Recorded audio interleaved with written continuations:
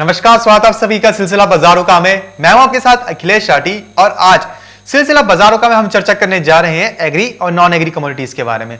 हम आपको बताएंगे कि आज कौन सी कमोडिटी का जो भाव है वो कैसा देखने को मिल रहा है, किसमें कितनी तेजी और मंदी देखने को मिल रही है और उन पर जानकारों की क्या राय है। तो हर रोज की तरह शुरुआत करेंगे हम यहां से नॉन एग्री कमोडिटीज की तरफ। नॉन एग्री कमोडिटीज में हम स्टार्ट करेंगे आज गोल्ड और सिल्वर की, यानी कि सोने और चांदी पे पहले चर्चा करेंगे।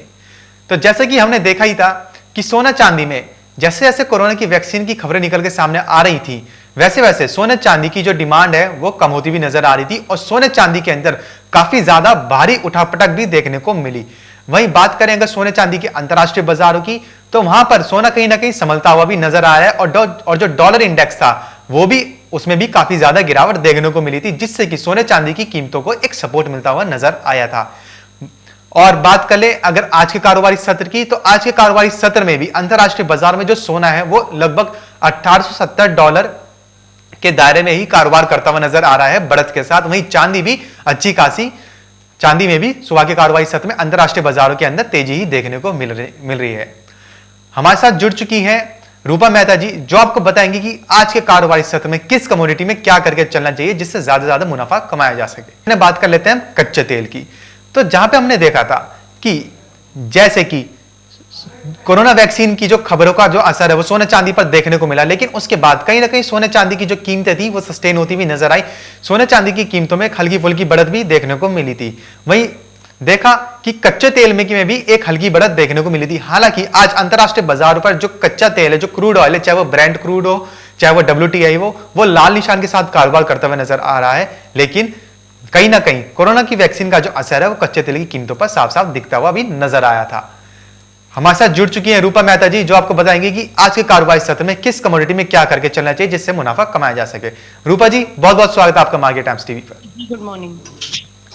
रूपा जी, जैसे कि हमने आज देखा कि अंतरराष्ट्रीय बाजारों में आज सोने चांदी के अंदर बढ़त देखने को मिली है, तो आज के कारोबारी सत्र के लिए सोने चांदी में क्या स्ट्रेटेजी रहेगी? देखिए, सोने के अंदर एक अच्छा खासा वजन देखने को मिला है। दरअसल यूएस के अंदर जो अभी निकल कर आ रहा है कि डॉलर के अंदर वीकनेस है और वहीं कोरोना के बढ़ते हुए मामले कहीं ना कहीं सोने को सपोर्ट देते हुए नजर आ रहे हैं। और जैसा कि एक्सपेक्ट किया जा रहा है कि पैकेज जो है वो अनाउंस हो सकता है और उसके ऊपर काफी हद तक मीटिंग्स भी हो चुकी हैं। तो इन सब खबरों के चलते सोने को सपोर्ट मिला है, जिसकी वजह से सोने के अंदर एक तेजी देखने को मिल रही है। और इसके साथ ही सोने के साथ साथ चांदी के अंदर भी तेजी का रुझान बनता हुआ दिखाई दे रहा है। लेकिन अभी यहाँ से एक्सपेक्टेड है कि सोना एक बार $1900 के लेवल को छू सकता है। $1870 के आसपास अभी ट्रेड करता हुआ दिखाई दे रहा है। तो उम्मीद है कि यहाँ से $1900 के स्तर देखने को मिल सकते हैं। तो इन स्तरों के लिए एक बार सोने के अंदर बाइंग बनाई जा सकती है। लेकिन फिर वही मैं कहूंगी कि अगर कोरोना की वैक्सीन आती है तो फिर उसका एक नेगेटिव इम्पैक्ट देखने को मिल सकता है। पिछले हफ्ते जो हमने गिरावट देखी थी वो दरअसल कोरोना की वैक्सीन की खबरों के चलते ही सोने के अंदर एक गिरावट बनी थी। अदरवाइज इसके अंदर सेफ हेवन डिमांड देखने को मिल रही थी और अब एक बार फिर से बाजारों के अंदर सेफ हेवन डिमांड देखने को मिल रही है। तो इसकी वजह से सोने के अंदर जो है वो तेजी देखने को मिल रही है। कहीं ना कहीं निवेशकों का रुझान एक बार फिर से सोने की तरफ जाता हुआ दिखाई दे रहा है। जिस तरीके की स्थितियां बनती हुई दिखाई दे रही है, कोरोना के मामले लगातार बढ़ रहे हैं, उसका एक इम्पैक्ट जो है वो कीमतों के ऊपर आता हुआ हम देख रहे हैं। तो इसके चलते अभी सोने के अंदर $1900 तक के लेवल्स देखने को मिल सकते हैं। तो short term point of view से इंट्राडे थोड़ा सा बाजार ऊपर जा सकता है, तो इंट्राडे प्रोस्पेक्टिव से बाइंग की जा सकती है। लेकिन वहीं लॉन्ग टर्म प्रोस्पेक्टिव से मुझे लगता है कि अभी भी वेट करना चाहिए। निचले स्तर एक बार फिर से देखने को मिल सकते हैं। उन लेवल्स के ऊपर खरीदारी लॉन्ग टर्म के लिए की जा सकती है। जी रूपा जी, जैसे कि हमने देखा था कि कुछ दिन पहले जो डॉलर इंडेक्स था उसमें भी भारी गिरावट देखने को मिली थी, जिससे कहीं ना कहीं सोने चांदी की कीमतों को एक सपोर्ट भी मिलता हुआ नजर आया था। अब अगर डॉलर इंडेक्स में इसी तरह से गिरावट बनी रहती है तो क्या सोना चांदी यहां से अभी और ज्यादा उठ सकता है? क्योंकि आपने अभी बताया कि सोना चांदी के अंदर $1900 तक के लेवल देखने को मिल सकते हैं। अगर डॉलर इंडेक्स में गिरावट जारी रहती है तो क्या उससे भी आगे सोना चांदी में देखने को मिल सकती है बढ़त?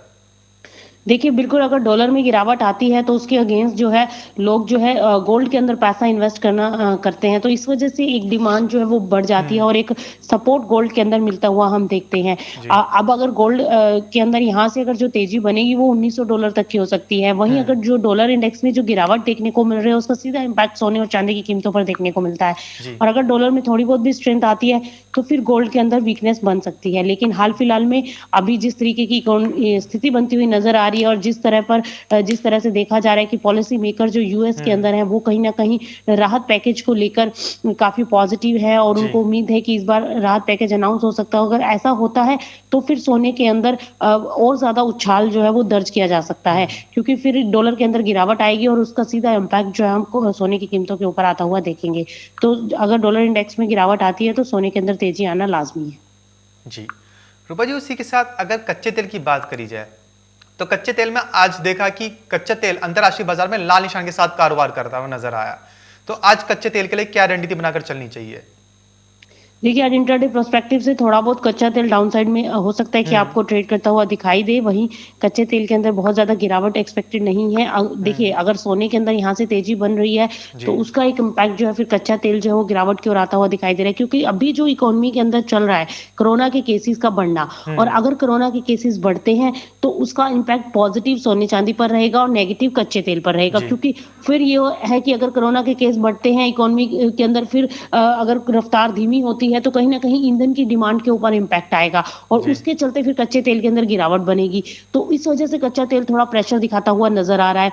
लेकिन वहीं अगर हम ये देख रहे थे कि इकोनॉमी के अंदर अगर वापस से सारी चीज़ें नॉर्मल होती हैं, तो फिर एक ईंधन की डिमांड बढ़ सकती है, जिसके चलते कच्चे तेल के अंदर तेज़ी बनती हुई दिखाई दे रही थी। वहीं जो ओपेक के देश हैं, उन्होंने सप्लाई कट के लिए कह दिया है कि वो अब सप्लाई कट करेंगे, क्योंकि पहले हम देख रहे थे कि सप्लाई बहुत ज़्यादा थी और डिमांड जो है उतनी नहीं थी, और अब कोरोना के चलते डिमांड और कम हुई है। तो ये सारे फैक्टर्स थे जो कच्चे तेल की ओर गिरावट की ओर जा रहे थे। लेकिन वहीं जब पॉजिटिव खबरें निकल कर आई तो कच्चे तेल को निचले स्तरों पर एक सपोर्ट मिला और उसके चलते कच्चे तेल में तेजी बनी। लेकिन अब वापस से कोरोना के मामले बढ़ते हुए नजर आ रहे हैं, जैसे कुछ कंट्रीज में लॉकडाउन लग रहे हैं, तो उसका एक इम्पैक्ट जो है अब फिर वापस से कीमतों के ऊपर आता हुआ दिखाई दे रहा है, जिसके चलते सोना चांदी तेज हो रहे हैं और कच्चा तेल दबाव में आ रहा है। लेकिन यही एक लिमिटेड हो सकता है। मुझे लगता है कि कच्चा तेल यहाँ से $45 मैक्सिमम $44 तक गिर सकता है। वहीं अगर हम ऊपरी स्तरों की बात करें तो जैसे मैंने पहले भी बताया था कि कच्चा तेल ऊपर में $50 के लेवल दिखाता हुआ नजर आ सकता है। तो स्टिल बाय ऑन डिप की स्ट्रेटेजी रख सकते हैं for a long term prospectives, और अगर आपको शॉर्ट टर्म में जाना है तो आप आज इंट्राडे प्रोस्पेक्टिव से सेलिंग करके चल सकते हैं। जी रूपा जी, जैसे कि आपने बताया कि कोरोना के केसेस का इम्पैक्ट सीधा सोने चांदी और कच्चे तेल पर देखने को मिल रहा है। वहीं अगर बात करें बेस मेटल्स की, तो क्या कोरोना के बढ़ते केसेस से बेस मेटल्स कहीं ना कहीं लुढ़कते हुए नजर आएंगे या फिर बेस मेटल्स में तेजी देखने को मिलेगी? देखिए, बेस मेटल्स के अंदर अभी थोड़ा-सा दबाव देखने को मिला है, लेकिन अभी जो है बेस मेटल ऑलरेडी अपने पीक पर पहुँच चुके हैं। एक अच्छी खासी हमने रैली बेस मेटल्स के अंदर आते हुए देखी है, चाहे वो कॉपर हो, एल्यूमीनियम हो, काफ़ी हाई पर पहुँचे हैं। और अभी भी हम देख रहे हैं कि कॉपर जो है अच्छा ट्रेड करता हुआ दिखाई दे रहा है। कॉपर के अंदर जैसा कि एक्सपेक्ट किया जा रहा था कि 600 के टारगेट देखने को मिल सकते हैं, लेकिन मार्केट वहीं से बाउंस डाउन दिखाता हुआ नज़र आ रहा है। तो अभी जो है कमोडिटीज़ के ऊपर थोड़ा बहुत दबाव जो है वो देखने को मिल सकता है। आज इंटरनेशनल मार्केट्स में भी कॉपर के अंदर थोड़ा बहुत प्रेशर जो है वो देखने को मिल रहा है, लेकिन बाजार जो है अब इन स्तरों पर फ्रेश बाइंग थोड़ा रिस्की हो सकता है। जैसा कि लगातार हम देख रहे हैं कि मार्केट के अंदर एक अपसाइड मोमेंटम बना हुआ था और एक करेक्शन अभी ड्यू है, तो वो करेक्शन देखने को मिल सकती है। इसलिए बेस मेटल्स के अंदर फर्दर नई पोजीशनें नहीं बनाना चाहिए, थोड़ा-सा वेट एंड वॉच करें। लेकिन वहीं अगर हम बात करें निकल की, तो निकल अच्छा परफॉर्म करता हुआ दिखाई दे रहा है। उसमें ऑलरेडी करेक्शन हम देख चुके थे। अब करेक्शन के बाद वापस से बाइंग आई है और 1230, जो कि पहले 1240 से नीचे लुढ़का था, अब 1230 के आसपास ट्रेड कर रहा है। तो मुझे लगता है कि अब निकल यहाँ से और अच्छा परफॉर्म कर सकता है और ऊपर में 1260 तक जा सकता है। तो निकल के अंदर अभी पोटेंशियल है, निकल के अंदर एक तेजी बन सकती है। निकल के साथ-साथ जिंक के अंदर तेजी बन सकती है, और वहीं अगर देखा जाए तो लेड भी एक अपसाइड मोमेंटम दिखाता हुआ नजर आ सकता है। तो एक बार कॉपर को छोड़ दें तो बाकी सभी कमोडिटीज के अंदर अभी तेजी बनती हुई दिखाई दे सकती है। तो आई थिंक निकल के अंदर बाइंग करके चला जा सकता है। जी रूपा जी, नॉन एग्री कमोडिटीज में ऐसी कौन सी कमोडिटी है जो निवेशकों को आज में सबसे ज्यादा मुनाफा दिला सकती है? देखिए, नॉन एग्री कमोडिटीज की अगर बात करें तो मुझे लगता है कि आज इंट्राडे प्रोस्पेक्टिव से क्रूड के अंदर सेलिंग करके चल सकते हैं। जी, तो ये तो जैसे कि रूपा जी ने बताया कि आज नॉन एग्री कमोडिटीज में इंट्राडे पॉइंट ऑफ व्यू से जो सबसे ज्यादा अगर मुनाफा दिला सकती है तो वो कच्चा तेल है। क्रूड ऑयल में सेलिंग करके चला जा सकता है। तो ये तो बात करी थी हमने नॉन एग्री कमोडिटीज की।